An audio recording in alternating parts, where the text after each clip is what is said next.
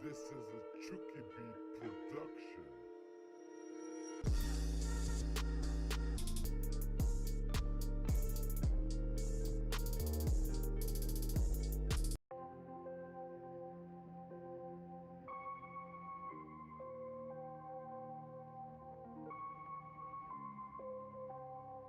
This is a Chucky Beat production.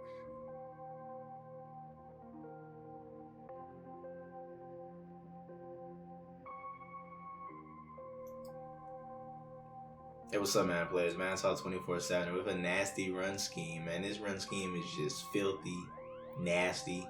So I'm gonna start off by recommending some blockers, because if you don't have blockers, this scheme's just not even gonna work for you. So I'm gonna emphasize you have to have great blockers, and one of the first blockers I like to use is Strength Calvin Johnson. You can get that dude for like 30, 40K. Strength Calvin Johnson, absolute monster. Hines Ward, you can pick this dude up for around 80, 90K. And I like to look at the run block, strength, and impact block rating. Those are the three ratings I really look at when I'm looking at blockers. And last but not least, we cannot sleep on heart stock. You can pick this dude for like a ham sandwich, 1K, 1500. One of the best blockers in the game. I still use him. 91 run block, 92 impact block. So these are the blockers I like to have, because running this scheme, you really have to set the edge. If you don't set the edge, this is exactly what's going to happen every play. You're going to have Roddy White or Brandon Cooks, Julian Edelman trying to steal the edge, and they're just not going to block linebackers. It's not going to happen. You're not going to block any linebackers doing that.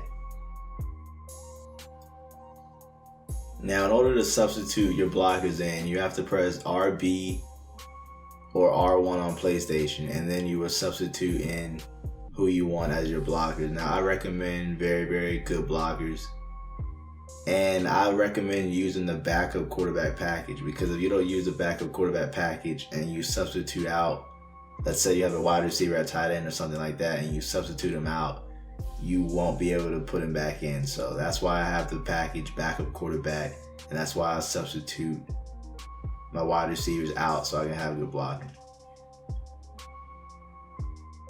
So what I like to do is I like to use the package backup quarterback. And backup quarterback, it puts in your second tight end on the depth chart. So I like to move my tight end on the depth chart, my best blocking tight end as my number 2. And then I put in the package backup quarterback. I sub in another lineman.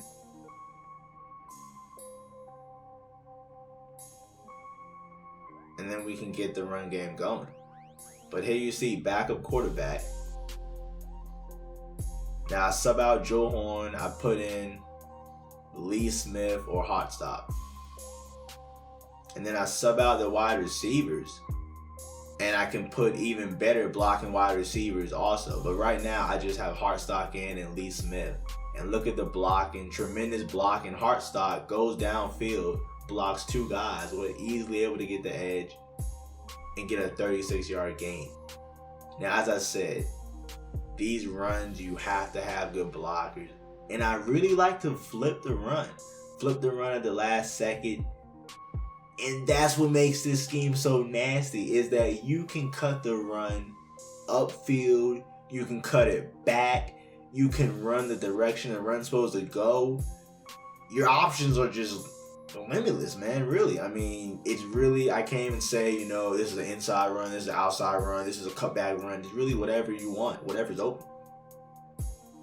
Now look at that right there. I flipped the run at the last second. He slides everybody to the right side. So as soon as I get the ball, we do a double juke.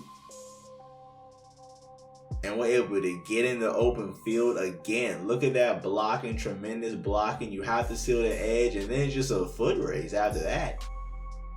And a lot of times when people get greedy, that's when you break off these long, explosive runs. You can get a 5, 6 yard, 7 yard gain. People start getting frustrated. They start blitzing. And we're off to the races. Now, what I really like about this scheme is that you're in shotgun and you just can run the ball and dictate the tone. There you see Engage 8. I mean, no one likes getting ran over on, so people start Edge Sting, Engage 8, really start sitting in the heat, trying to get in the backfield, and that's when the runs, look at this, double juke, everybody's on the left side, nasty double juke going to the right, and we just walking untouched.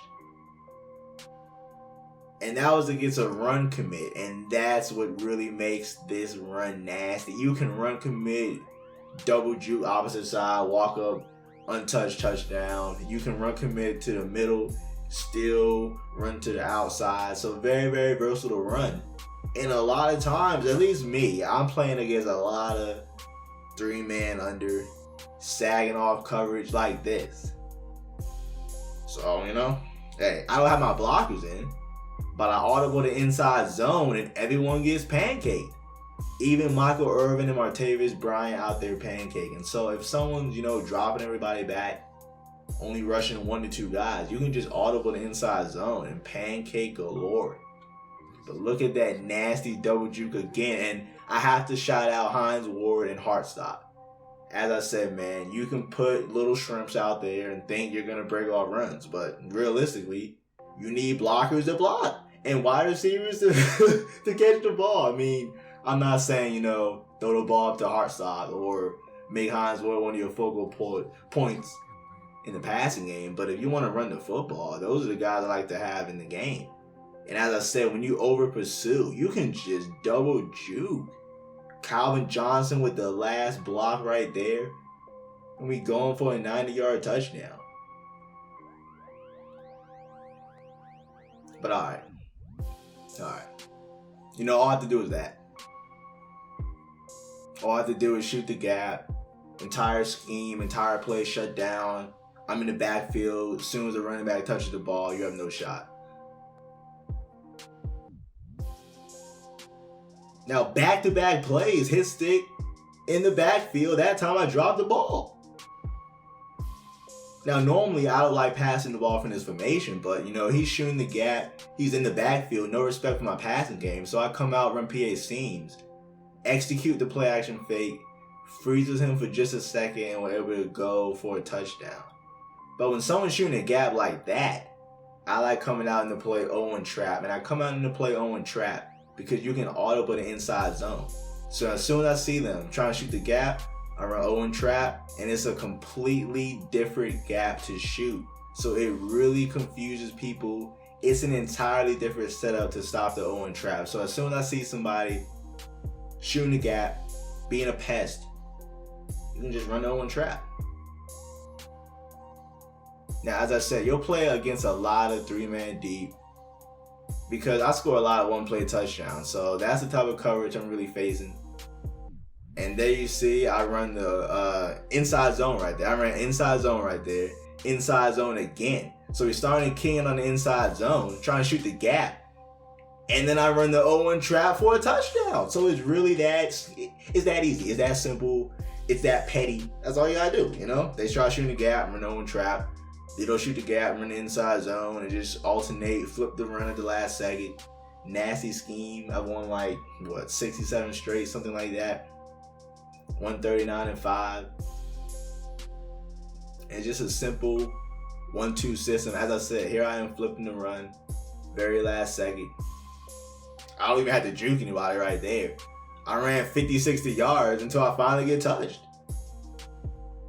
And then J.J. Watt, man, I just had to show him, man. J.J. Watt, just people falling over his feet, waltzes in for the touchdown, stumble. So thanks for watching. Hope you enjoy this scheme. I'm going to probably post another breakdown of my vertical scheme.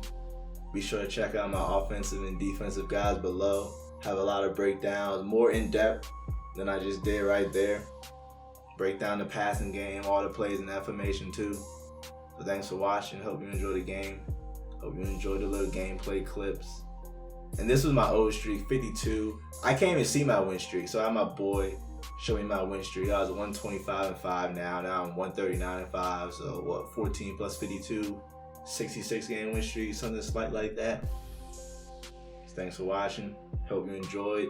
Last but not least, you can find this in the New Orleans and Miami playbooks. This is a Chucky Beat production.